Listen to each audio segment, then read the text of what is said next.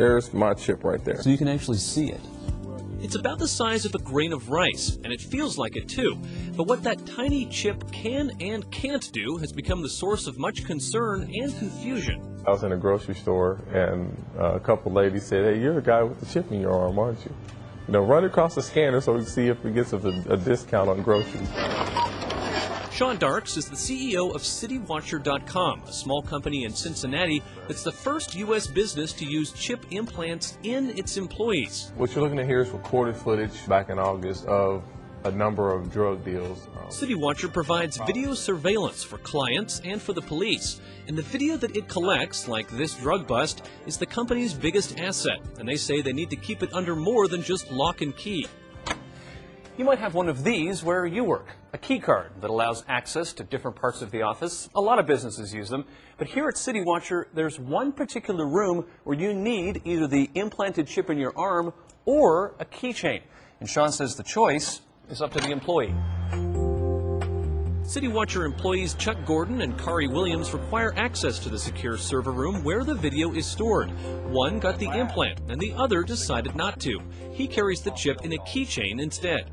That's one of the reasons that I don't want to do it. It's creepy to have knowing that something is there the entire time. But Chuck, you could get over that feeling?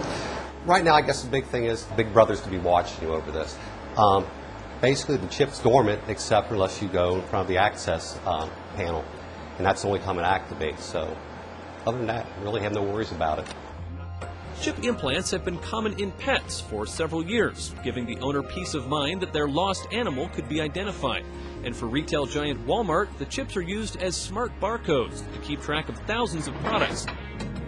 But for use in people, well, privacy advocates think we shouldn't open that door. The concern is a privacy concern because when that chip is placed in you, it becomes a permanent form of identification. If it were a bracelet, for example, or an ID card, you might choose not to carry it or not to wear it, but if it's in your skin, you're pretty much stuck with it. CityWatcher employee Chuck Gordon was so stuck on the idea that he accompanied his wife Mary as she got the implant for medical reasons. Just go ahead and lay down up here for a minute. So doctors can pull up a record of her allergies in an emergency.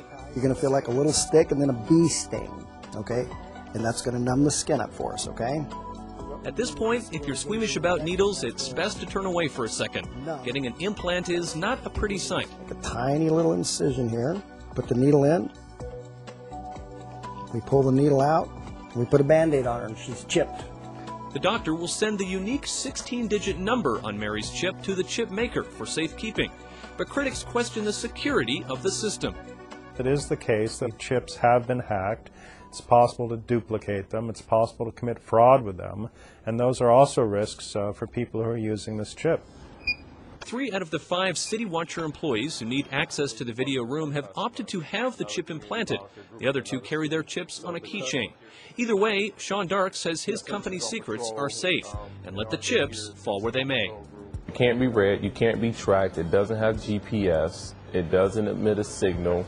I do not know where my employees are during the course of the day unless I call them on their cell phone. But we like to say here at CityWatcher that it helps with employee retention because our valued employees don't want to leave their arm if they decide to leave the company. Like it or not, we're in that brave new world, and it might not be long before your boss is literally getting under your skin. Daniel Seberg, CNN, Cincinnati.